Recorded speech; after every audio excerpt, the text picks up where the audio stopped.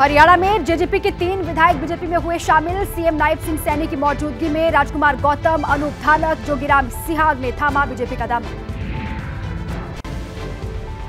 हरियाणा के जिंद में CM Nayab Singh Saini BJP की जन आशीर्वाद रैली के कार्यक्रम में शामिल हुए। बीजेपी कार्यकर्ताओं को जीत का मंत्र दिया।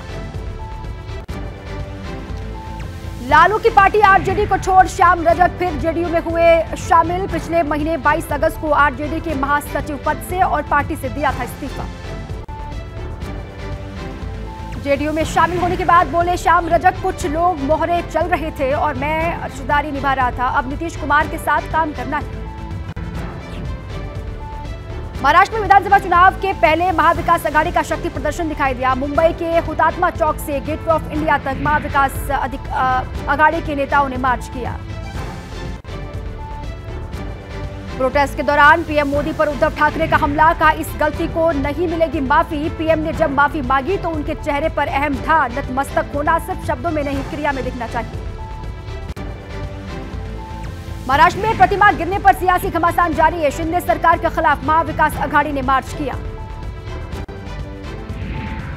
महाविकास आघाड़ी के प्रदर्शन के खिलाफ बीजेपी ने भी खोला मोर्चा। सिंधुदुर्ग में शिवाजी महाराज की प्रतिमा गिरने के मामले पर राजनीति गर्म। महाविकास आघाड़ी के प्रदर्शन के जवाब में महाराष्ट्र के अलग अलग हिस्सों में बीजेपी का मार्च। नेताओं ने कहा, जब पीएम ने खुद माफी मांगी तो विपक्ष क्यों कर रहा है राजनीति। दिल्ली में आम आदमी पार्टी के खिलाफ बीजेपी के झुग्गी बस्ती जन आक्रोश अभियान की शुरुआत। सभी सांसद विधायक झुग्गी बस्ती में जाकर लोगों से पूछ रहे हैं उनकी समस्याएं। बीजेपी के जन आक्रोश अभियान पर बोले दिल्ली बीजेपी अध्यक्ष वीरेंद्र सचदेवा, कहा झुग्गी बस्ती के लोगों को हो रही है बिजली बिल, पानी की समस्या।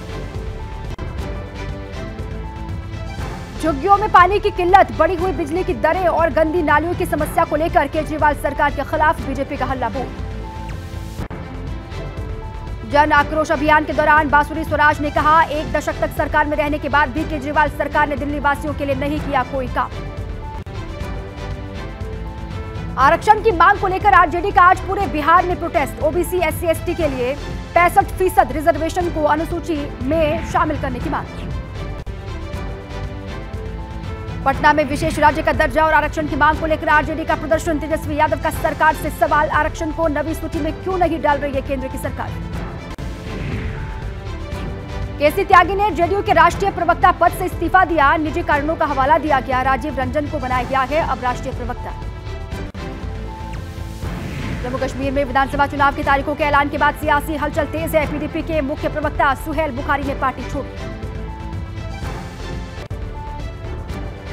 अब 1 अक्टूबर की जगह 5 अक्टूबर को होगा हरियाणा विधानसभा का चुनाव। 4 अक्टूबर के बजाय 8 अक्टूबर को आएंगे नतीजे।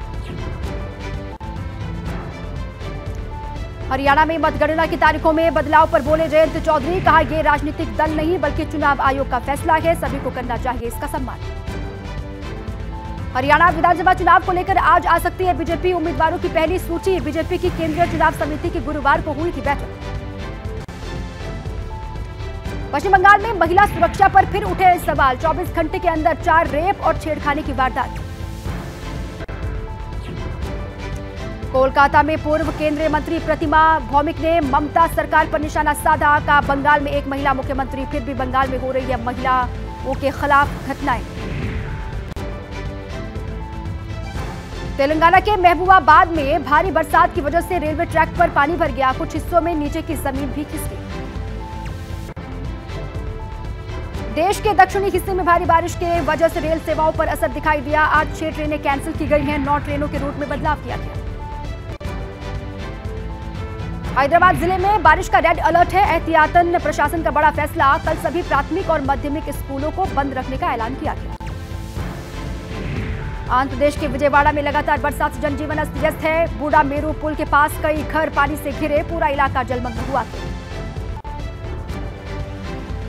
तेलंगाना के वारंगल में भारी बारिश का कहर। शिवनगर में सड़कें जलमग्न हो गई, कई इलाके नदियों में तब्दील हुए।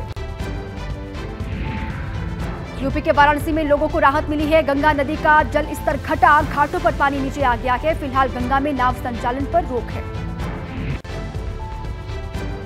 आंध्र में कई जगहों पर भारी बारिश की वजह से उफान पर नदियां बह रही हैं। विजयवाड़ा में पुले चिंतला बांध पर पानी ओवरफ्लो हो गया। पानी की धार को देख करके लोगों में डर का माहौल है।